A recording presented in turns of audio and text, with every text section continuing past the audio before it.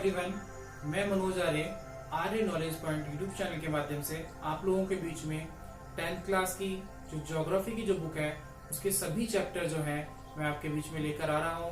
तो आप सबसे पहले आप चैनल को लाइक करें, सब्सक्राइब करें और वीडियो के नीचे कमेंट जरूर करें और बताएं कि वीडियो कैसा लगा। ठीक है, और इसी के साथ साथ जो 10th के साथ में 11th और 12th ज्योग्राफी जो है 11th और 12th की जो ज्योग्राफी है उसमें इंग्लिश मीडियम और हिंदी मीडियम दोनों जो है मैं आपके ला रहा हूँ और उनके वीडियो जो है आपको चैनल पे प्लेलिस्ट आपको मिल जाएगी। उस प्लेलिस्ट में देख सकते हैं आप कौन कौन सी वीडियो आप जो चैप्टर हैं उन सभी चैप्टर्स की वीडियो अपलोड कर दी गई हैं कंटिन्यू, और जो बचे हुए चैप्टर्स हैं उनकी वीडियो भी आगे आपको मिल जाएगी। तो आप सबसे पहले जो आर्य नॉलेज पॉइंट जो परिवार है आपका, इसमें आप जुड़े और आप सब्सक्राइब करें। ठीक है, और वीडियो को लाइक जरूर करें। ठीक है, तो आज हम जो है जो आपकी 10th की बुक है उसका जो चैप्टर नंबर जो 2 है अध्याय 2 जो है और उस अध्याय का नाम है वन एवं वन्य जीव। वन एवं वन्य जीव। और इन वन और वन्य जीवों के बारे में आज हम डिस्कस करेंगे, पढ़ेंगे कि ये कौन कौन से होते हैं, क्या क्या है ये। ठीक है, वनों के बारे में पढ़ेंगे। आप सभी जानते हैं कि वन क्या होते हैं। वन जो होते हैं, वन क्या होते हैं? वन जो होते हैं मुख्य रूप से जो धरातल पर पाए जाने वाले, मुख्य रूप से धरातल पर पाए जाने वाले जो क्षेत्र हैं उनमें कुछ वनस्पति उगाती है और उस वनस्पति को कहा जाता है वन कहा जाता है। क्या कहा जाता है? वन कहा जाता है। और हम जो मानव प्रजाति है वो मुख्य रूप से वनों पर निर्भर है। प्राचीन काल से ही देखें तो वनों से हम अपनी आवश्यकताओं की पूर्ति करते आ रहे हैं। जब से मनुष्य ने जन्म लिया है वनों में ही रहते थे और वनों से ही हम अपनी आवश्यकताओं की पूर्ति करते थे। ठीक है, और इसलिए वन जो है और हमारे जीवनदायिनी गैस जो है ऑक्सीजन देने में भी वन जो है महत्वपूर्ण है। और भारत में जो वनों की बात करें तो पिछले जो आंकड़े हैं उनके अनुसार देखें तो 23% भूभाग पर 23.34% भूभाग पर वन है। कुछ आंकड़े में बीच में कराऊंगा आपको, जब उसमें देखेंगे तो छोटे से छोटे जीवाणु वाले भारत में वनस्पति और प्राणीजात, भारत में दोनों प्रकार की वनस्पति और प्राणीजात दोनों पाए जाते हैं। वनस्पति यानी कि पादप समुदाय, पेड़ पौधे समुदाय, और प्राणीजात जो है यानी कि आपके जो जीव जंतु है जो है वो पाए जाते हैं। तो इसमें आप देखेंगे भारत एक समृद्ध देश है और भारत में एक अनुमान के तहत देखें तो एक अनुमान के तहत एक अनुमान है, उस अनुमान के तहत 10% पादप प्रजातियां, 10% पादप प्रजातियां, और आगे इसमें देखें आपके तो 20% स्तनधारी, 20% स्तनधारी प्रजातियां जो है, स्तनधारी प्रजातियां भारतीय क्षेत्र में मिलती हैं। और भारत जैव विविधता वाला क्षेत्र है, यहाँ बहुत सारी जैव विविधता देखने को मिलती है। यहाँ बहुत सी ऐसी प्रजातियां हैं जो लुप्त होने के कगार पर भी हैं, बहुत सी ऐसी किस्में हैं जो लुप्त होने के कगार पर भी हैं, और बहुत से जो है जिनका आप देखें लुप्त होने के साथ साथ खतरा है लुप्त होने का। बहुउद्देशीय परियोजनाएं या अन्य परियोजनाएं बना करके इनको चलाया जा रहा है, बचाया जा रहा है। ठीक है, तो इन की बात हम कर रहे हैं और इनमें हम देखें, आओ हम जाने कि वन क्या है। तो वन जिन्हें हम प्राकृतिक वनस्पति बोलते हैं, नेचुरल वेजिटेशन इंग्लिश में बोलते हैं, वन जो होते हैं मनुष्य के बिना अवरोध या बिना मनुष्य के हस्तक्षेप के जो स्थल भाग पर जो पेड़ पौधे अपने आप उगाते हैं उन्हें हम प्राकृतिक वनस्पति बोलते हैं। एक मेन मेड़ होती है, मनुष्य द्वारा बनाए गए होते हैं, यानी मनुष्य पेड़ लगाता है बहुत सारे और उनको प्राकृतिक वनस्पति न कहकर कृत्रिम वनस्पति कहते हैं। और अंतरराष्ट्रीय प्राकृतिक संरक्षण संसाधन संरक्षण संघ है जिसे IUCN बोलते हैं, इंटरनेशनल यूनियन कंजर्वेशन जो है नेचुरल रिसोर्सेज, पूरा नाम international union conservation natural resources के बारे में जो है ये संगठन जो है लगातार वन्य प्रजातियों को संरक्षण, वनों को संरक्षण का कार्य करता रहता है। लुप्त होने के कगार पर बहुत सारी प्रजातियां हैं। भारत में आज वर्तमान में देखें तो लगभग 24%, कितना 24.16% भाग पर वन है, भाग पर वन है। क्या है 52 में हमारी जो 1952 में वन नीति बनी, स्वतंत्रता के बाद प्रथम वन नीति बनी, इस वन नीति के अकॉर्डिंग जो कहा गया कि भारत के 33% भूभाग पर क्या होने चाहिए, वन। लेकिन अब कितने हैं, 24.16 ही। पिछले जो आंकड़े हुए थे उसमें 23.34 थे। पिछले जो आंकड़ों में आपको मिलेगा 23.34% भाग पर ही वन थे, तो बढ़ करके 24.16, कई जगह आपको 24.16 है, कुछ जगह 54 भी मिलेगा, ठीक है, 50 भी मिलेगा। तो ये सब है। आगे देखें तो हम मानव जो है उसमें लगातार इन प्रजातियों का, इन पौधा प्रजातियों का, पेड़ प्रजाति, प्राणी जातों का दोहन कर रहा है। तो इसमें आपके आते हैं क्या, इसमें आप मुख्य रूप से देखेंगे सामान्य जातियों के बारे में। सामान्य जातियां क्या होती हैं, पेड़ पौधे, सामान्य पेड़ पौधे, नीम, पेपर, बबूल, सीम, सागवान, शीशम, ये सब बहुत सारे पेड़ पौधे आपको देखने को मिलते हैं, ठीक है। सामान्य प्रजातियां होती हैं। इसके साथ जो आप जीव जंतु ले सकते हैं, बहुत सारे नाम उनको ले सकते हैं। तो जीव है, जंतु हैं, बहुत सारे सामान्य रूप से जो धरातल पर मिलते हैं, ठीक है, उनके नाम भी आप देख सकते हैं, ठीक है। आगे ऐसी बहुत सी और प्रजातियां भी हैं जिनका हम याद देखेंगे। सामान्य प्रजातियों के बाद जो दूसरी प्रजातियां आती हैं वो आती है आपके संकटग्रस्त। कौन सी, संकट में है, जो किसमें है, संकटग्रस्त प्रजातियां हैं। संकटाग्रस्त प्रजातियां भी बोलते हैं इन्हें। ऐसी पादप प्रजातियां, ऐसी जंतु प्रजातियां जिनका जीवन संकट में है, जिनका जीवन संकट में है, उन प्रजातियों को संकटाग्रस्त प्रजातियां कहा जाता है। क्या कहा जाता है, संकटाग्रस्त प्रजातियां कहा जाता है। जैसे भारतीय जंगली गधा है, गैंडा है, शेर, गेंडा है, शेर दुम वाला बंदर है, शेर की दुम यानी कि पूंछ वाला बंदर है, ठीक है। मगरमच्छों की प्रजातियां हैं, शेर पूंछ वाला बंदर हो गया।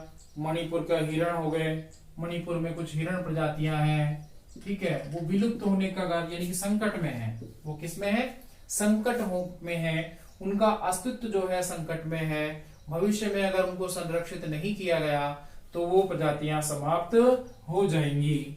इसके बाद जो आता है आपका, वो आता है सुभेद प्रजातियां। कौन सी प्रजातियां, सुभेद प्रजातियां। सुभेद, जिन्हें आसानी से भेदा जा सके वो सुभेद प्रजातियां कहलाती हैं। क्या कहलाती हैं, सुभेद प्रजातियां कहलाती हैं।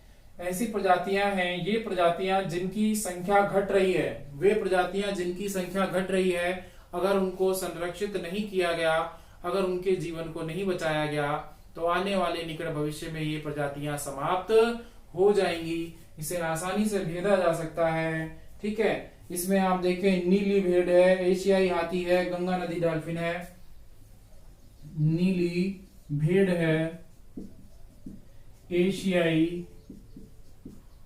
एशियाई हाथी है, गंगा की डॉल्फिन जो मछली है वो डॉल्फिन है। ये सुभेद प्रजातियों में आती है।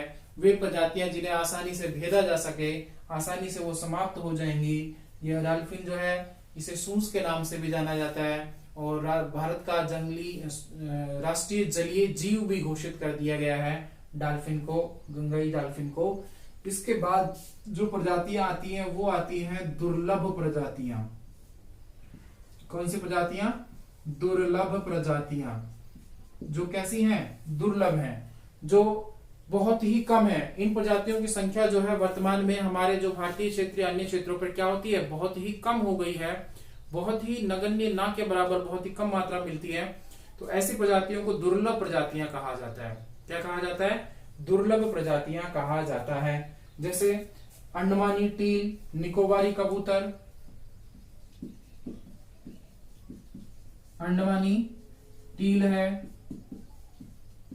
निकोबार, ये भारत की बात कर रहे हैं हम। निकोबार में कबूतर की प्रजाति है जो वो है संकटाग्रस्त है, पूरी तरीके से सुभेद दुर्लभ हो गई है। सॉरी मैं आगे भूल गया, स्थानीय प्रजातियों के नाम बता गया, ये नहीं लिखेंगे आप, ये नहीं लिखेंगे। दुर्लभ प्रजातियों की बात कर रहे हैं जो बहुत ही कम पाई जाती हैं। ऐसी प्रजातियां संकटाग्रस्त है। जैसे रेड पांडा जो है विश्व में बहुत कम हो गया है, ठीक है। इसके बाद आती स्थानीय प्रजातियां। कौन सी आती हैं, स्थानीय प्रजातियां। दुर्लभ प्रजातियां जो सबसे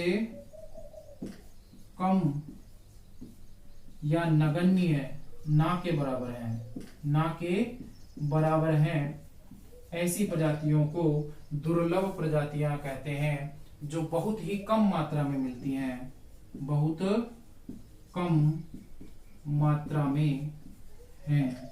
जैसे टाइगर है, टाइगर समाप्त होने वाले हैं, कम मात्रा में है, ठीक है।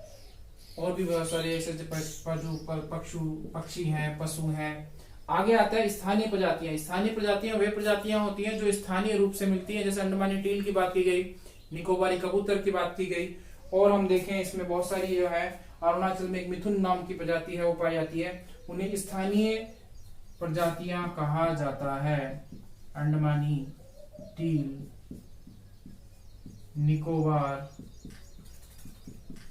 निकोबार की क्या है, कबूतर है, ठीक है, कबूतर है।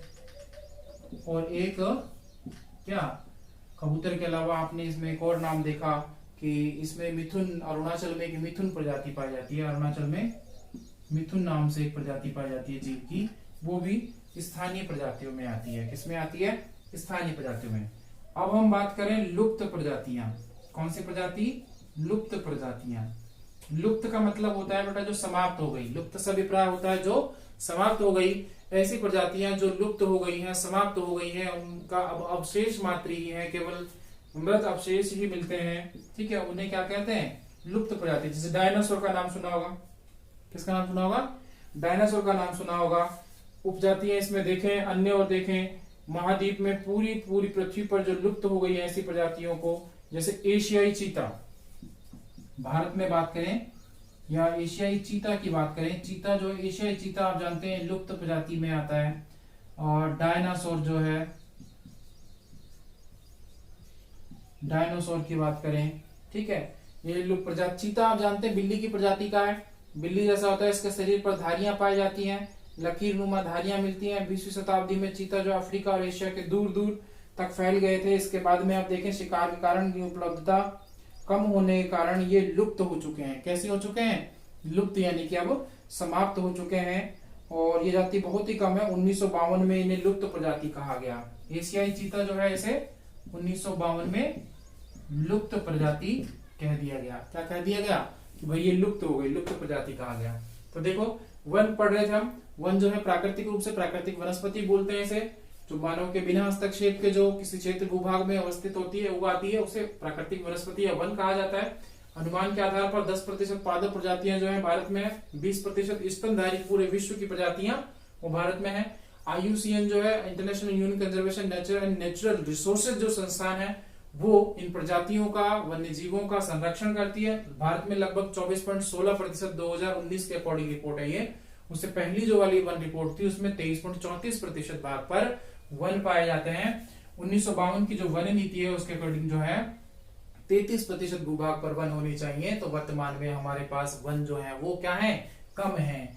सामान्य जातियों की बात करें तो संकटाग्रस्त, जिनका जीवन संकट में है, गेंडा, शेर, दूमवाला, बुंदर, हिरण आदि। संकटाग्रस्त, संकट में। सुभेद, जिनको आसानी से भेदा जाता है, अगर उनको सही से तरीके से बचाया नहीं गया तो भविष्य में उनका जीवन संकट में आ जाएगा, वो समाप्त हो जाएंगी। दुर्लभ प्रजातियां जो बहुत ही कम, ना के बराबर पाई जाती हैं, जो बहुत ही कम और ना के बराबर पाई जाती हैं, ऐसी प्रजातियों को दुर्लभ प्रजातियां कहा जाता है। स्थानीय प्रजातियां जो स्थानीय क्षेत्र में मिलती है, ठीक है, सरिस्का में हरा कबूतर, ठीक है, ठीक है, और आपके देखें अंडमानी टील है, निकोबार में कबूतर है, मिथुन है। लुप्त प्रजातियां जो समाप्त हो गई, एशियाई चीता, डायनासोर आदि जो है ये लुप्त प्रजातियां हैं जो क्या हो गई हैं, समाप्त हो गई हैं। हमारे चारों ओर देखें तो बहुत सारे ऐसे क्षेत्र हैं जिनमें ये प्रजातियां निवास करती हैं, लेकिन धीरे धीरे आने वाले समय में आते आते ये प्रजातियां क्या हो गई, लुप्त हो गई। और इसका मुख्य कारण रहा कि जो हमारे जो औपनिवेशिक काल में, औपनिवेशिक काल के बाद वनों का दोहन होना शुरू हो गया। पहले जो लोग थे वो वनों को बचाते थे, औपनिवेशिक काल में वनों के दोहन के बाद में वन समाप्त होने लगे, वनों की कटाई होने लगी, इंडस्ट्री में प्रयोग लिया जाने लगा, मकान बनाए जाने लगे, रेलवे की जो पटरियां बनती थी, पटरियों के बीच में जो स्लीपर लगते थे वो लकड़ी से बनने लगे, रेल के डिब्बे जो थे लकड़ी का काम, यानी फर्नीचर के रूप में बहुत ज्यादा काम। तो वन क्या होते गए, चले गए, घटते चले गए। क्या होते चले गए? घटते चले गए। और एक सर्वेक्षण के अनुसार 1951 से 80 के बीच में 26,200 वर्ग किलोमीटर वन क्षेत्र भूमि परिवर्तित हो गया।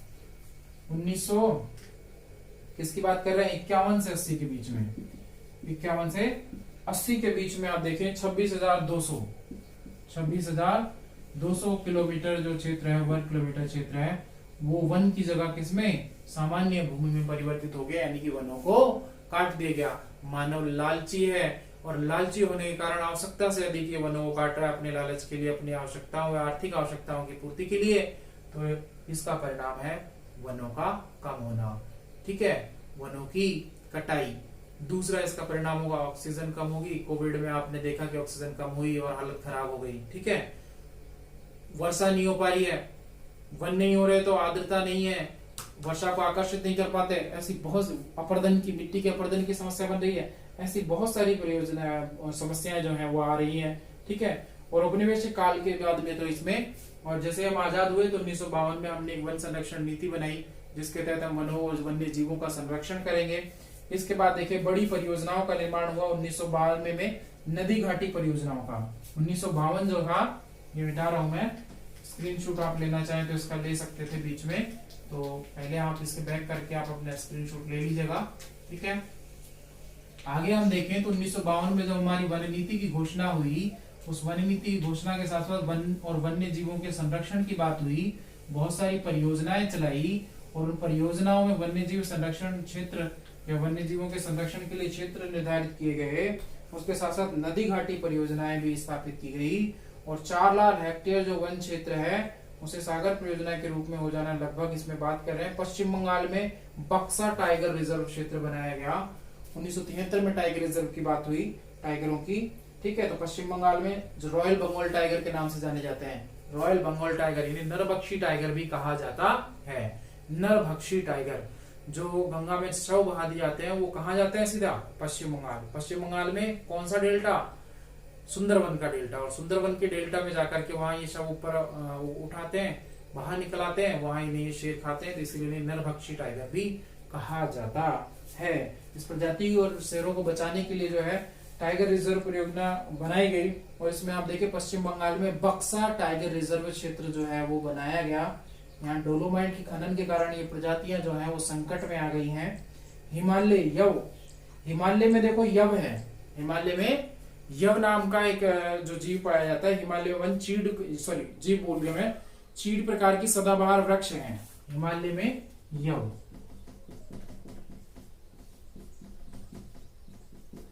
आपकी बुक में ये दिया गया है, हिमालय में जो यव है, आप इसमें देख सकते हैं। आपकी बुक के अकॉर्डिंग मैं आपको लेकर के चल रहा हूँ, एक एक चैप्टर आपके अकॉर्डिंग लेकर के चल रहा हूँ। तो इसमें आप देखें हिमालय में जो है यव नाम का एक पौधा है, ये चीड़ प्रकार का सदाबहार वृक्ष है जो औषधीय पौधा है। हिमालय प्रदेश में, अरुणाचल प्रदेश में कई क्षेत्रों में पाया जाता है। पेड़ की छाल व टहनियां ये सारे रोगों के लिए काम में लिया जाता है। भारत में जैव विविधता को कम करने के लिए जो है, भारत में जो जैव विविधता कम हुई है, और जैव विविधता के कम होने का कारण है मानव का लालची होना और वनों का अत्यधिक कटना। वन जब कटेंगे तो अन्य प्रजा आगे जो अगले पेड़ों का उद्भव नहीं हो पाता, क्योंकि बीज तो नहीं से बनते हैं। फिर साथ ही साथ में जो वन्य जीव जो है, उनमें रहने वाले जो जीव होते हैं, वो जीव भी क्या हो जाते हैं? समाप्त हो जाते हैं, उनकी मृत्यु हो जाती है, उनका आवास खत्म हो जाता है। तो वन्य जीव भी समाप्त हो रहे हैं। ठीक है, आगे हम बात करें तो लगभग लगातार जो है आखेट, जंगली जानवरों को मारना, पर्यावरण प्रदूषण से विष भर जाता है। ठीक है, विषैली जलवायु हो गई है, विषैली वायु हो गई है, जिससे वनों का विनाश हो रहा है, जीवों का विनाश हो रहा है। ठीक है, मात्र जीव विज्ञान का विषय ही नहीं है, ये हमें पढ़ना होगा। लोग चारे के लिए, लकड़ी के लिए, अन्य बहुत सारे उत्पाद है जिनके लिए लगातार वनों को काट रहे हैं, वन्य जीवों को काट रहे हैं। हिरणों को मारा जाता है, हाथियों को मारा जाता है, हाथी के दांत के लिए, हिरणों को सींगों के लिए, खालों के लिए, शेर को शेर की खाल, दांत, बाल और इन सब के लिए मारा जाता है। गेंडे का जो सींग होता है उसके लिए मारा जाता है। ऐसे बहुत सारी प्रजातियां हैं जिनका जो क्या हो रहा है, लगातार आखेट हो रहा है। आखेट का मतलब होता है शिकार करना, शिकार किया जा रहा है, जिससे जो प्रजातियां हैं क्या वन्य जीव जो है समाप्त होने के कगार पर चले गए हैं। बहुत सी प्रजातियां जो लुप्त हो गई हैं। ठीक है, और कुछ बहुत सी हैं जो लुप्त होने की ओर जा रही हैं। तो भारत में वन और वन्य जीव संरक्षण करना होगा। में भारत में वन और वन्यजीव संरक्षण, इसीलिए भारत में 1952 में वन्यजीव संरक्षण नीति बनाई गई। भारत में 1952 में वन नीति का निर्माण किया गया, जिसके तहत वन को संरक्षित किया जाएगा, वनों को बचाया जाएगा। ठीक है, भारत में सबसे अधिक जो वन पाए जाते हैं, भारत में वन जो सबसे अधिक हैं वो एमपी में है। कहां पर है? एमपी में है। उसके बाद दूसरा जो स्थान आता है वो महाराष्ट्र का आता है। ठीक है, ये मैंने आपको अलग से थोड़ा बताया है, महाराष्ट्र का आता है। ठीक है, आगे इसमें देखें, वन्यजीव संरक्षण के लिए वनों का संरक्षण करना होगा, बेहतर संसाधन देने होंगे, बेहतर जगह देनी होगी। वन्य जीव वन उसको वन एवं वन्य जीव संरक्षण, वन एवं वन्य जीव संरक्षण की बात करें तो वन एवं वन्य जीवों के संरक्षण की बात करें, जिस क्या करना होगा, अगर इस प्रकार से व्यवस्थाएं चलते रही तो जो प्राकृतिक संतुलन है वो बिगड़ जाएगा, और प्राकृतिक संतुलन को बनाए रखने के लिए हमें वन और वन्य जीवों का संरक्षण करना होगा। और संरक्षण हम किस प्रकार से कर सकते हैं? संरक्षण हम पेड़ों को काटने से रोक करके, नए पौधे लगा करके, नए पेड़ लगा करके, वन्य जीवों के लिए रिजर्व क्षेत्र बना करके, जहां उन्हें कोई आखेट यानी कि उनको शिकार ना कर सके, उन्हें मारे नहीं, कठोर कानून बनाकर भी वन एवं वन्य जीव संरक्षण किया जा सकता है। 1960 और 70 के दशक के दौरान पर्यावरण संरक्षण हुए भारतीय, और देखो भारत में वन्य जीवों के लिए वन्य जीव संरक्षण अधिनियम, वन्य जीव संरक्षण अधिनियम, ये सरकार जो है, सरकार के अधिकार, सरकार अपने क्षेत्र पर, सरकार अपने उसमें वन्यजीव संरक्षण अधिनियम 1972 में बनाया गया। ठीक है, 1973 में आपका टाइगर रिजर्व क्षेत्र बनाया गया, टाइगर परियोजनाओं। ठीक है, टाइगर परियोजनाओं का निर्माण किया गया, जिसमें टाइगर रिजर्व क्षेत्र, ठीक है, टाइगरों को रिजर्व करने की परियोजना थी 1973 में, जिससे शेरों को बचाया जा सके। भारत में लगातार शेर जो है उनकी संख्या घटती जा रही है। भारत में राष्ट्रीय उद्यान व वन्य जीव पशु विहार, भारत में राष्ट्रीय उद्यान पशु विहार, नेशनल पार्क्स बोलते हैं, पशु विहार, वन्य जीव संरक्षण के लिए जो हम क्या करें, तो वन्य जीव पशु विहार जो सेंचुरी जिन्हें बोलते हैं, इन्हें पशु विहार सेंचुरीज बोलते हैं। ठीक है, इसमें हमें इन सबको बचाना होगा, जो विलुप्त होने वाली प्रजातियां हैं। देखो, राष्ट्रीय स्तर पर उद्यान बनाए जाए, पशु विहार बनाए जाए, सरकार के साथ साथ सरकार भी करे, इसमें केंद्र सरकार, राज्य सरकार और व्यक्ति, हमको भी अपना दायित्व समझना होगा, क्योंकि समाप्त करने वाले और कोई नहीं, हम स्वयं हैं। तो हमको अपना दायित्व समझना होगा, तब जाकर के हम वन और वन्य जीवों का संरक्षण कर पाएंगे। संरक्षण करने के लिए हमें इन योजनाओं के साथ साथ अपने व्यक्तिगत सहयोग और सामूहिक रूप से सहयोग भी हमें प्रदान करना होगा।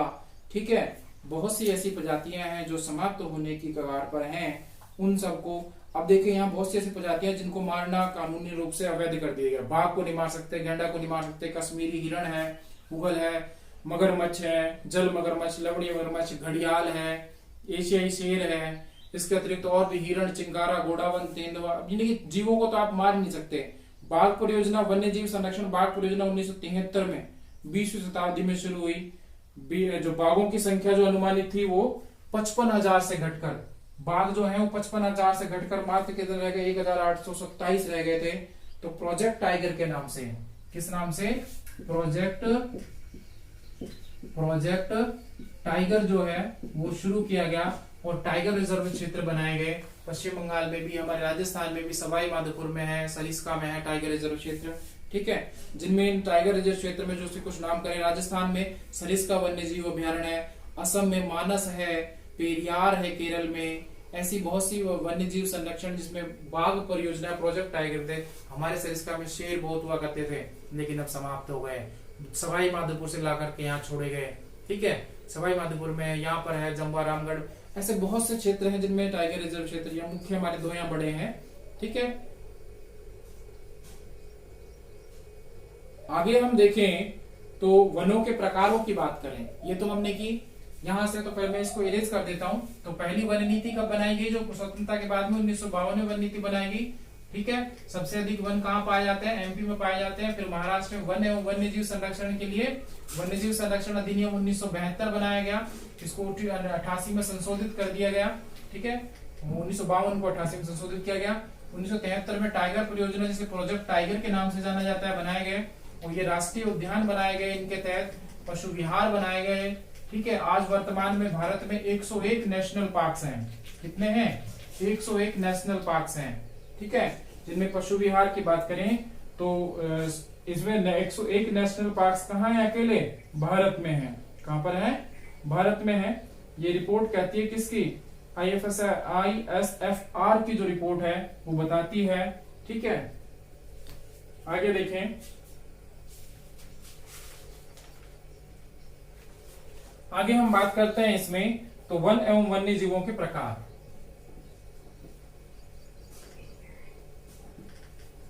वन और वन्य जीव संसाधनों के, वन एवं वन्य जीव संसाधनों के किसकी बात कर रहे हैं? प्रकार की बात कर रहे हैं। किसकी बात कर रहे हैं? वन एवं वन्य जीव संसाधनों के प्रकार की बात कर रहे हैं। तो वनों को मुख्य रूप से 3 भागों में बांटा गया है। वन जो है उन्हें 3 भागों में बांटा गया है। 3 भाग कौन कौन से हैं? जिसमें पहला जो वन आते हैं वो आते हैं आपके आरक्षित वन। कौन से आते हैं? आरक्षित वन। ठीक है, अब आरक्षित वन कौन से होते हैं? आरक्षित वन जो देश के आधे से अधिक जो क्षेत्र है वो आरक्षित वन की श्रेणी में आता है। किसमें आता है? आरक्षित वन में। इसमें सर्वाधिक मूल्यवान जो पेड़ पौधे हैं जो पाए जाते हैं। ठीक है, और दूसरा होता है रक्षित वन, रक्षित, और तीसरा होता है अवर्गीकृत, अवर्गीकृत वन, वन और वन। आरक्षित वन रिजर्व फॉरेस्ट, ठीक है, रिजर्व फॉरेस्ट कहा जाता है। फिर इसमें रिजर्व रक्षित वन, वन विभाग के अनुसार देश के कुल वन का 1/3 भाग जो है वो किसमें है? रक्षित वनों में आता है। इसमें आता है रक्षित वनों में। और अवर्गीकृत होते हैं जिसमें बंजर भूमि है, समुदाय है, खुली पड़ी हुई भूमि है जिसमें पेड़ उगे हुए हैं, वो किसमें आते हैं? तो मुख्य रूप से 2 आरक्षित, रक्षित और तीसरा अवर्गीकृत जो वन आते हैं वो आपके यहाँ देखे जाते हैं। 3 मुख्य भागों में बांटा गया है। ठीक है, वनों के प्रकारों को। ठीक है, राष्ट्रीय वन नीति 1952 में बनी। और आगे देखें तो मैं आपको बता चुका हूं, वनों के प्रकार की हम बात कर रहे थे, नेशनल पार्क्स की बात कर रहे थे। नेशनल पार्क्स कितने हैं? 101 है। वन्य जीव अभयारण्य कितने हैं? 553। देखो इसको नेशनल पार्क ही लिख लो। भारत में नेशनल पार्क कितने हैं? 101। वन्य जीव अभयारण्य कितने हैं? 553 हैं। कितने हैं? 553। ठीक है, सबसे अधिक वन किसमें? मध्य प्रदेश में। उसके बाद महाराष्ट्र में। वनों के प्रकार आरक्षित वन, रक्षित वन और अवर्गीकृत है। आरक्षित जो सरकार का पूरी तरह से उसमें अधिकार रहता है, सरकार ने पूरी तरह से उसे रिजर्व घोषित कर दिया गया है। रक्षित वन का 1/3 भाग जो, और ये अवर्गीकृत पर सरकार इतना ज्यादा ध्यान नहीं देती। आरक्षित और रक्षित ऐसे वन जो है स्थायी वन क्षेत्र, रख रखाव, इमारती लकड़ी वगैरह, और कुल देश का 75% जो भाग है इसमें, कुल वनों का 75% भाग इन दोनों में ही आता है। ठीक है, इसके अतिरिक्त जम्मू कश्मीर, आंध्र प्रदेश, उत्तराखंड, तमिलनाडु, हिमाचल और इन सब में आपके ये वन पाए जाते हैं। समुदाय और वन संरक्षण, समुदाय और वन संरक्षण की बात हुई। समुदाय और वन संरक्षण। अमृता देवी बिश्नोई का नाम सुना होगा, सुंदरलाल बहुगुणा का नाम सुना होगा। ऐसी एक औरत जिसने अपने परिवार के साथ, पति और बच्चियों के साथ में पेड़, खेजड़ी का पेड़ को क्या कर लिया? अपने गले से लगा लिया, यानी कि उसके लपेट गई। और जो खेतड़ी के राजा थे उन्होंने क्या कर दिया? उन सभी को, राजा को तो पता भी नहीं था, सैनिकों ने उनको, भाई कहावत क्या है, ये किस्सा क्या है कि वह महल बनाने के लिए उनको लकड़ियां चाहिए थी, तो फिर कहा राजा ने कि भी जाओ खेजड़ी के जो पेड़ है उनको काट लो, जितनी आवश्यकता हो उतना काट लो। तो वहां गांव था जिसका नाम आज खेजड़ी नाम रख दिया गया है। वहां पर पेड़ों को काटने लग गए। तो अमृता देवी बिश्नोई जो थे, बिश्नोई समाज के लोग थे, उस महिला ने वनों को काटने के लिए अवरोध किया, विरोध किया और कहा कि नहीं काटने दूंगी। वो पेड़ों से चिपट गई। 363 लोगों की मृत्यु हुई थी। 363 लोग मारे गए थे उस समय। अमृता देवी बिश्नोई संप्रदाय का सबसे बड़ा, और इसके कारण राजस्थान में खेजड़ी ग्राम जो है जोधपुर में है, उसको क्या कर दिया है एक, और खेजड़ी को राज्य वृक्ष भी घोषित कर दिया गया है। और प्रतिवर्ष जो है उसमें उस दिन मेला भी भरता है वहां पे। ठीक है, तो समुदाय की बड़ी महत्वपूर्ण भूमिका होती है, व्यक्तियों की बड़ी महत्वपूर्ण भूमिका होती है वनों और वन संसाधनों के संरक्षण के लिए। जब तक मनुष्य और मनुष्य समुदाय जो है वो अपने दायित्व को नहीं समझेंगे, तब तक हम संरक्षण नहीं कर पाएंगे। ठीक है, संरक्षण करना है। राजस्थान के अलवर जिले में 5 गांवों के लोगों ने तो 1200 हेक्टेयर भूमि पर भैरवदेव, डाकव, सेंचुरी घोषित कर दी है। अलवर जिले की बात करें, राजस्थान के अलवर जिले में 5 गांवों ने, ठीक है, वो कानूनी रूप से इसे शिकार वर्जित क्षेत्र घोषित कर दिया गया है। ठीक है, पेड़ों को पवित्र माना जाता है, पेड़ों की पूजा की जाती है, खेजड़ी की पूजा की जाती है, पीपल की पूजा की जाती है, वो बरगद की पूजा की जाती है। तो हमारे पौराणिक ऐतिहासिक जो महत्व देखें तो पेड़ों का बड़ा महत्व है। पेड़ों को देवताओं की तरह, अशोक को इंद्र का वास माना जाता है, तुलसी को पूजा जाता है। ठीक है, ऐसे बहुत से पेड़ हैं जिनको देवताओं के बराबर मान करके पूजा जाता है। तो कुछ पुराण या ग्रंथ है उनमें तो पेड़ों को जो है वो देवताओं के समान मान लिया गया है। ठीक है, और पुत्रों की बलि 100 पुत्रों के बराबर भी एक पेड़ को माना गया है। ठीक है, आगे हम देखें इसमें संयुक्त रूप से 1988 में जो वन संरक्षण नीति थी हमारी 1952, उसे 1988 में क्या कर दिया, संशोधित किया गया। क्या किया गया, संशोधित किया गया। और उसमें कुछ ऐसे कड़े कानून बनाए गए जिससे कि हम वनों का और वन्य जीवों का संरक्षण कर सकें।